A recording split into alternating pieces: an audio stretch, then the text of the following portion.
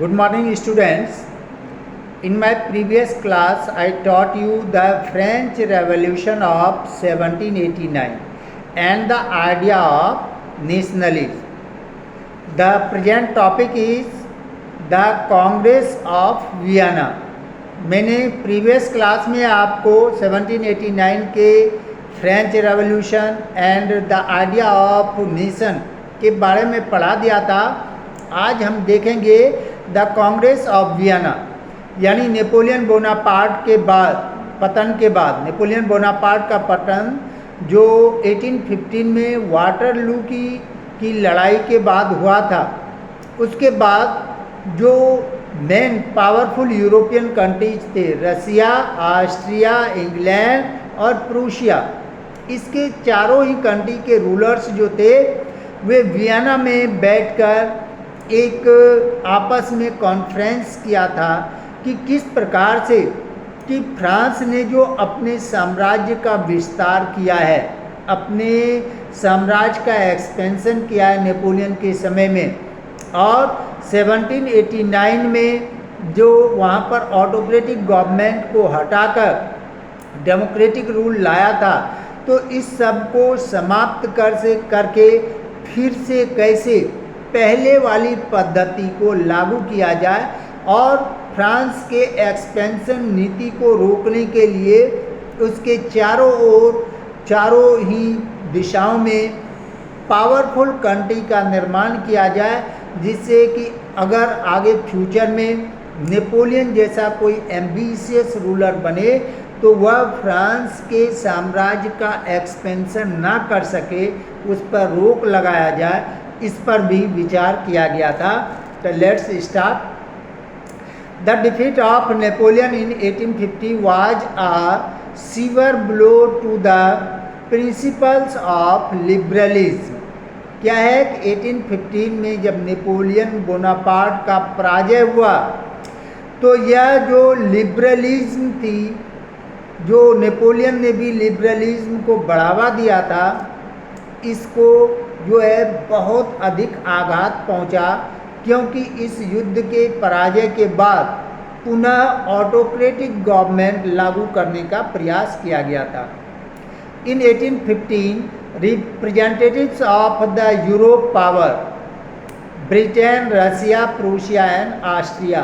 Students name याद रखना, जो वियना कांग्रेस में 4 मेन कंट्रीज के रूलर गैदर हुए थे, उसमें है ब्रिटेन, रसिया, प्रूशिया एंड ऑस्ट्रिया, who had collectively defeated Napoleon, met at Vienna to draw up a settlement of Europe.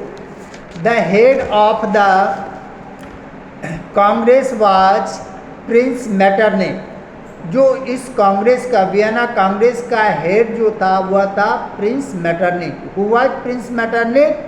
The Austrian chancellor. Prince Metternich जो था वह ऑस्ट्रियन चांसलर था। Who was a die-hard reactionary and a supporter of the conservatism. Way liberalism के घोर विरोधी थे और conservatism के जो है ब्लाइंडली सपोर्टर थे। अब है कंजर्वेटिज्म क्या था, यानी प्राचीन पद्धति क्या थी? ऑटोक्रेटिक मोनार्कियल रूल, इसके ब्लाइंडली सपोर्टर थे। कौन? Metternich. He hated the very mentions of the word revolution. वह रेवोल्यूशन से काफ़ी नफरत करता था and was strictly opposed to any type of changes। और मोनार्कियल, जो ऑटोक्रेटिक मोनार्कियल रूल था, इसमें किसी भी प्रकार के परिवर्तन का विरोधी था। The main objective of Congress was to undo the changes that had been introduced by Napoleon Bonaparte. अब इस कॉन्फ्रेंस का मुख्य उद्देश्य क्या था? वियना कांग्रेस का मुख्य उद्देश्य क्या था? जो मेटरनिक, जो कि हेडेड था, चीफ था, इसका विचार था कि नेपोलियन के समय में जो परिवर्तन किया गया उसे समाप्त करके पुनः नेपोलियन के पहले जो स्थिति थी उसको लागू करना। All those who had sided with Napoleon had been penalized. Napoleon के सपोर्टर जो थे उसको कुचल दिया गया, पेनलाइज किया गया, और जो उसके अपोजर्स थे, जो उसके विरोध में थे, उसको रिवार्ड दिया गया, इनाम दिया गया. New states were either created on the French frontiers और those already existing were strengthen. अब क्या क्या कि फ्रांस के बाउंड्री पर या तो पावरफुल न्यू स्टेट का निर्माण किया गया या फिर ऑलरेडी जो पहले से एग्जिस्ट थे उसे और अधिक पावरफुल बनाया गया. It was done to rule out any possibility of the emergence of any ambition person as Napoleon Bonaparte. कि आगे यह फ्यूचर के लिए यह बनाया गया, व्यवस्था किया गया कि अगर नेपोलियन बोनापार्ट के समान कोई एम्बिशियस रूलर फ्रांस में बने तो वह फिर किसी प्रकार का परिवर्तन ना कर सके, वह एक्सपेंशन नीति को लागू ना कर सके. यही वियना कांग्रेस का मुख्य उद्देश्य था. अपने बच्चों, आपने देखा कि वियना कांग्रेस जो है इसमें कौन कौन से कंट्रीज थे? 4 कंट्रीज का, ब्रिटेन, ऑस्ट्रिया, प्रूशिया, रसिया. इसका हेड कौन था? Austrian chancellor Metternich. उद्देश्य क्या था? नेपोलियन बोनापार्ट के समय में जो जो चेंजेज हुए थे उसको समाप्त करना और पहले वाली स्थिति में उसे लाना. In short you can say it कि पहले जो नेपोलियन के पहले जो 1789 के पहले फ्रांस में ऑटोक्रेटिक बॉर्बन वंश का शासन था उसको रिस्टोर करना. नेपोलियन के समय में जो फ्रांस के साम्राज्य का विस्तार हुआ था उसे सीज करके पुनः फ्रांस को अपने पहले वाली स्थिति में पहुंचाना. जो रेवोल्यूशनरी के द्वारा जो वहाँ पर लिबर्टी दी गई थी, इक्वलिटी लाया गया था, फ्रेटर्निटी दिया गया था, उस सबको समाप्त करके पुनः पहले जैसे स्थिति में फ्रांस को लाना, यानी ऑटोक्रेटिक रूल को लागू करना. यही सब मुख्य उद्देश्य था. द बॉर्बन रिस्टोरेशन फर्स्ट मोटो जो था यह वियना कांग्रेस का या मेटरनिक का पहला था कि फ्रांस में पुनः बॉर्बन डायनेस्टी को स्थापित करना. After the fall of Napoleon in battle of Waterloo in 1815, the victorious allies restore the rule of Bourbon dynasty in France in the person of Louis 18. अब क्या है कि सबसे पहले जो विक्टोरियस थे यानी इंग्लैंड, रसिया, ऑस्ट्रिया और प्रूशिया, इसके रूलर ने पुनः फ्रांस में बॉर्बन वंश के शासक लुई 18 को गद्दी पर बैठाया. वह कौन था? लुई 18 लुई 16 का भाई था. Louis 18 was a sensible man and keeping the new spirit of the times in mind.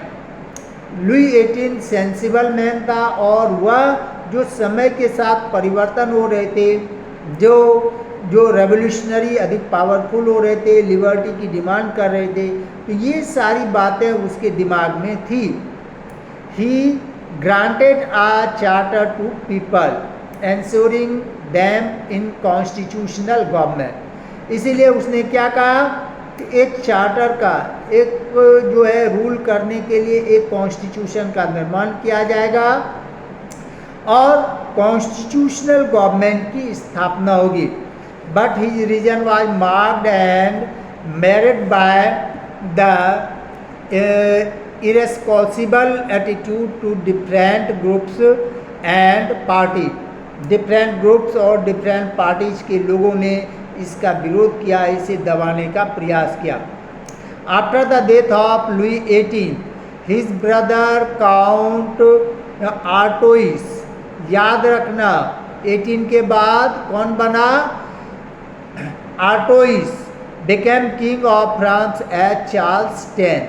वह चार्ल्स 10 के नाम से वहाँ का किंग बना। देख लो, लुई 18 को बनाया 1815 में। लुई 18 जब मरा उसके बाद जो है किसको बनाया गया,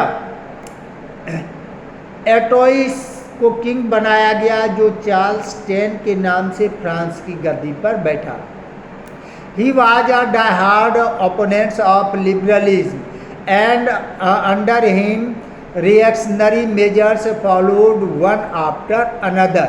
अब क्या है, यह निरंकुश शासन का समर्थक था। इसने सारे ही जो परिवर्तन आए थे इसको यह मिटाना चाह रहा था। At the instance of Chief Minister Polignac, Charles issued 4 ordinances which meant the revolutions of the constitution and return to the absolutes। 4 परिवर्तन करके, प्रधानमंत्री के द्वारा 4 परिवर्तन करके पुनः सारे परिवर्तन को समाप्त करके एब्सोल्यूट शासन को लागू किया गया। When the news of the ordinances reached Paris, the people immediately broke out into revolt. Long live liberty, down with the Bourbons became the rallying cry of the angry crowd. Seeing his capital in hands of the mob, Charles fled and the people set on the provisional government under Louis Philippe। अब क्या है कि यह समाचार जब पहुंची लोगों तक तो वहाँ के पेरिस के लोग काफ़ी नाराज़ हुए। वे घर से निकल पड़े और जो महल था, पैलेस था, उसको चारों ओर से घेर लिया और यह दिया कि लुई वंश का शासन का अंत हो, पुनः जो है लिबर्टीज को लागू किया जाए। जब उसने देखा कि यह विद्रोह इतना उग्र हो चुका है तो चार्ल्स जो है गद्दी छोड़कर भाग गया और वहाँ पर पुनः जो है लिबरल का अधिकार हो गया, रेवोल्यूशनरी का अधिकार हुआ और उसने लुई फिलिप को गद्दी पर बैठाया। ओके।